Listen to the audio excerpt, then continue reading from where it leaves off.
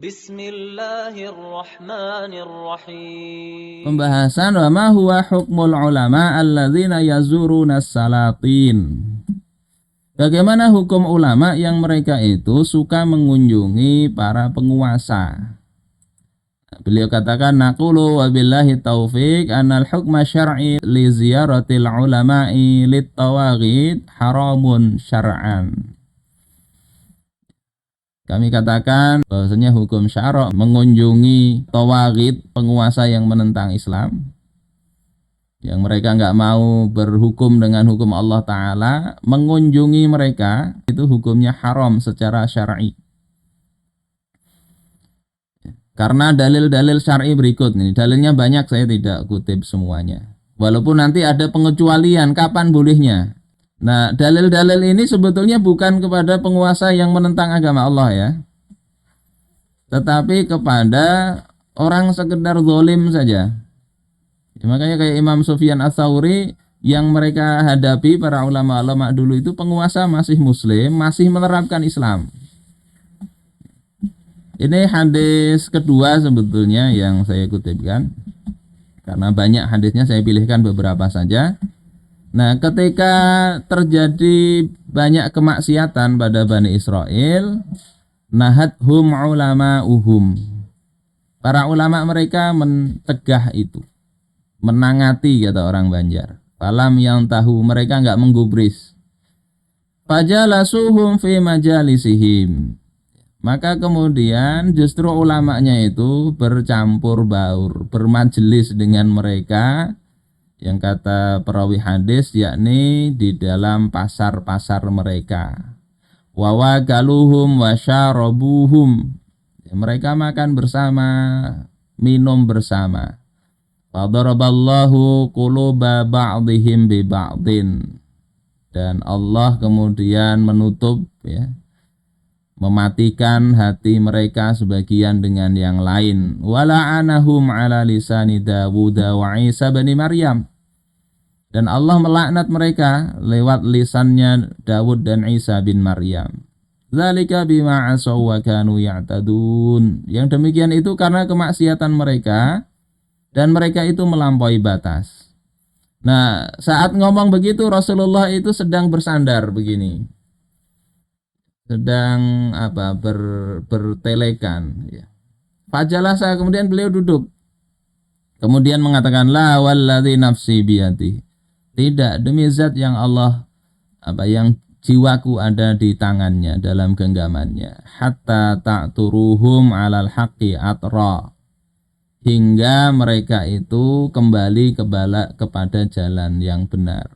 Harusnya ulama itu tetap mendakwai sampai mereka kembali ke jalan yang benar. Kalau tidak mau, jangan kemudian bercampur baur dengan mereka, kalau bukan dalam rangka amar ma'ruf nahi mungkar. Kemudian riwayat kedua dari Ibnu Abbas dari Nabi SAW, beliau mengatakan, man sakanal badiyah jafa, siapa yang tinggal di pedalaman dia akan keras hatinya, keras perangainya. Ini orang-orang Badui pada masa Nabi memang kan agak kurang tahu adab, sehingga kadang di masjid mereka kadang ya, perilakunya ada yang ya, kencing di masjid karena nggak tahu. Wa man ittaba'a shayda ghafala, siapa yang dia mengikuti buruan maka dia akan lalai. Berburu itu bikin lalai, termasuk berburu di sungai atau di laut, dia mau unjun kadang lupa tugas utama hidup, itu asing benar. Itu kalau diikuti terus ya, sekali-kali juga nggak apa-apa.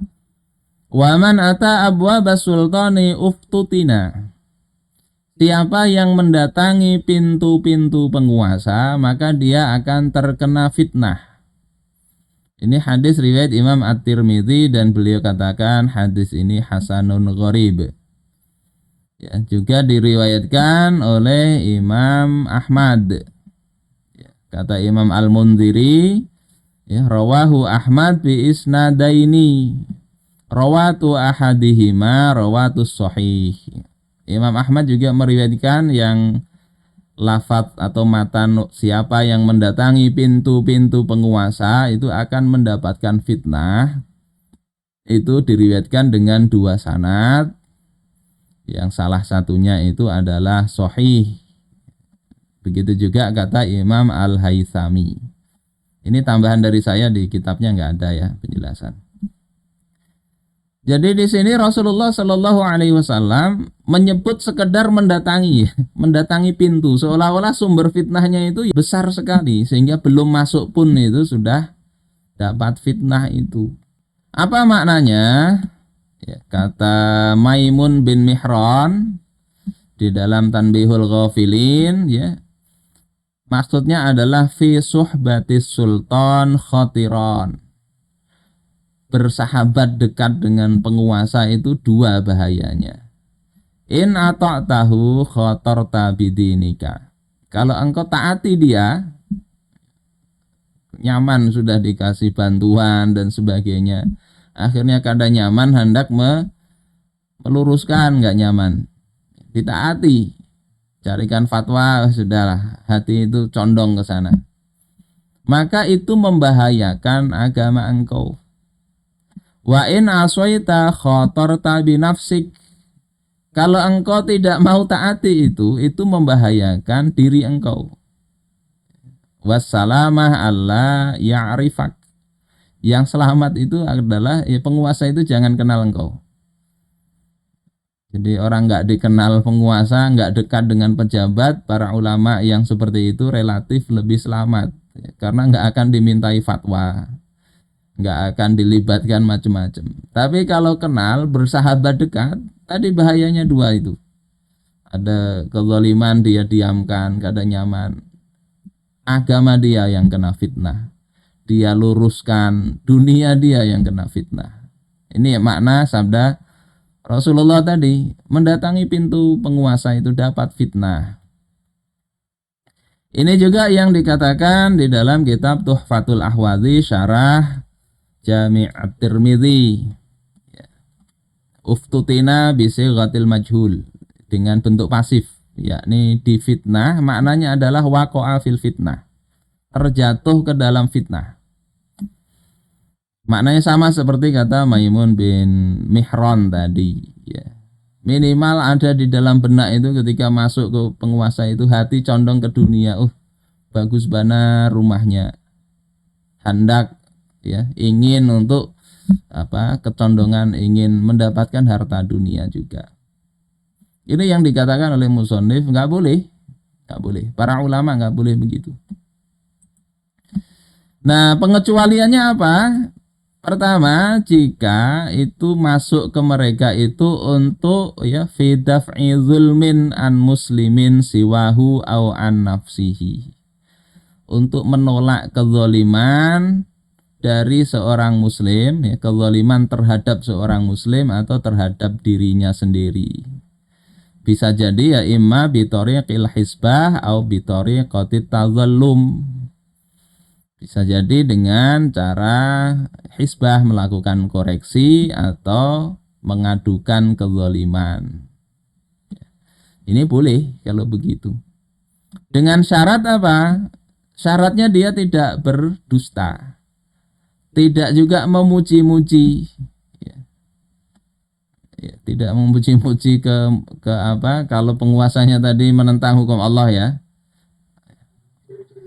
Kalau penguasanya kayak Abu Bakar, kayak Umar, itu ya layak dipuji. Kemudian yang kedua, masuknya mereka itu adalah ya liqaulil haq wa raf'il juri. Untuk mengatakan kebenaran dan mengangkat kesewenang-wenangan dari umat. Ya, sebagaimana dalam hadis ya, Rasulullah SAW, afdalul jihad kalimatu haqqin kalimatu adlin inda sultanin jair. Seutama-utama jihad itu adalah kalimat adil di depan penguasa yang sewenang-wenang. Dan seterusnya. Tetapi ini juga perlu hati-hati, ya. Ini dalam sebuah hadis riwayat Imam Ibnu Majah. Jadi inna unasan min ummati sayatafaqqahuna fid din. Sesungguhnya ada segolongan dari umatku itu mereka belajar agama, belajar untuk faqih fiddin. Mereka membaca Al-Quran. Kemudian mereka katakan, na'til umara fanusibu min dunyahum. Kami akan datangi para amir, para umara, para pemimpin, sehingga kami dapat dunia mereka. Jadi niatnya itu memang datang untuk dapat dunia. Ya. Entah itu atas nama pesantren atau apa, yang jelas maksudnya itu supaya dapat duit. Duit ya, untuk mengajukan proposal dan sebagainya. Kepada penguasa, wa na'taziluhum bidinina, tapi kami tetap mengasingkan diri dengan agama kami. Artinya urusan agama kami taat kepada Allah. Mereka itu ya cuma untuk dapat sebagian dunia mereka. Kata Rasulullah, nggak bisa demikian. Sebagaimana nggak bisa orang mengambil, ya, memetik dari pohon kotad. Kotad itu pohon yang banyak durinya, kecuali dia akan mendapatkan duri itu juga. Begitu juga nggak bisa ke penguasa itu, kecuali dia akan, ya, mendapatkan kesalahan. Jadi kalau motivasinya sudah duniawi, rusaklah itu, rusak. Ini perlu hati-hati. Begitu juga ini Sufyan Ats-Tsauri, Imam Sufyan Ats-Tsauri menulis kepada Abbad bin Abbad, maka beliau katakan, amma ba'd fa innaka fi zamanin. Engkau ini sekarang hidup pada satu zaman. Imam Sufyan Ats-Tsauri ini wafat ulama sekitar abad kedua Hijriah ini. Karena ashabun Nabi sallallahu alaihi wasallam yata'awwadzuna ayyudrikuhu. Engkau ini berada pada satu zaman yang sahabat Nabi itu berlindung kepada Allah kalau sampai mendapati zaman itu. Ini tentu tafsiran Imam Sufyan Ats-Tsauri. Zaman itu sudah banyak kezaliman walaupun sebutannya masih khalifah, ya. Khalifah, tapi banyak ya hukum-hukum, mungkin kezaliman ada di situ.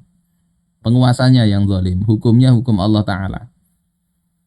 Sementara para sahabat itu punya ilmu yang tidak seperti ilmu kita, ilmunya mumpuni. Mereka itu juga punya kesabaran yang lebih dari kita. Dan seterusnya ini. Sementara kita ini menjumpainya ala qillati ilmin. Ilmu kita enggak banyak. Wa qillati sabrin. Kesabaran kita juga enggak seperti sahabat. Wa qillati awanin alal khair. Penolong kepada kebaikan itu juga sedikit, tidak seperti para sahabat. Maka beliau kemudian ini panjang nasihatnya. Salah satunya wa iyyaka wal umara, ya, hati-hati engkau dengan para penguasa. Hati-hati. Anta danu minhum, engkau itu menjadi mendekat kepada mereka, wa tukhalituhum fi syai'in minal asya. Engkau berinteraksi, ya, bercampur baur dengan mereka dalam satu urusan dari berbagai urusan. Wa iyyaka an tukhda'a fa yuqalu laka tashfa'u wa tadra'an mazlum. Hati-hati engkau jangan sampai tertipu sehingga dikatakan kepada engkau, ya, tolonglah dan bebaskan orang dari kezaliman. Jadi ada bisikan hati, saya itu datang ke sana untuk menghilangkan kezaliman, menolong umat. Fa inna dzalika khadi'atu iblis. Itu salah satu tipu daya iblis. Wa innama yatakhadhaha fujjarul qurra'i sullama. Dan sesungguhnya itu dijadikan oleh ulama yang fajir sebagai tangga. Tangga godaan iblis itu di situ. Awalnya niatnya baik, begitu melihat, ya, menghadapi fitnah tadi nggak tahan. Makanya di sini wa iyyaka, jauhi, hati-hati. Ini di dalam kitab Hilyatul Auliya.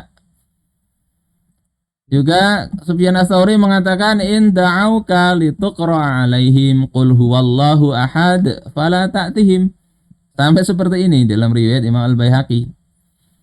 Kalau engkau ini diundang kepada para penguasa seperti itu untuk membacakan qul huwallahu ahad, diundang untuk membaca ini atau untuk kadang sholat hajat atau apalah, tapi lihat motif di baliknya kampanye dan sebagainya. Fala ta'tihim, jangan didatangi sudah. Jangan didatangi. Ini nasihat kepada murid beliau. Ini begitu hati-hatinya ya. Beliau memahami hadis tadi ya, bahwasanya waman ata abwa sultan uftutina. Seperti itu.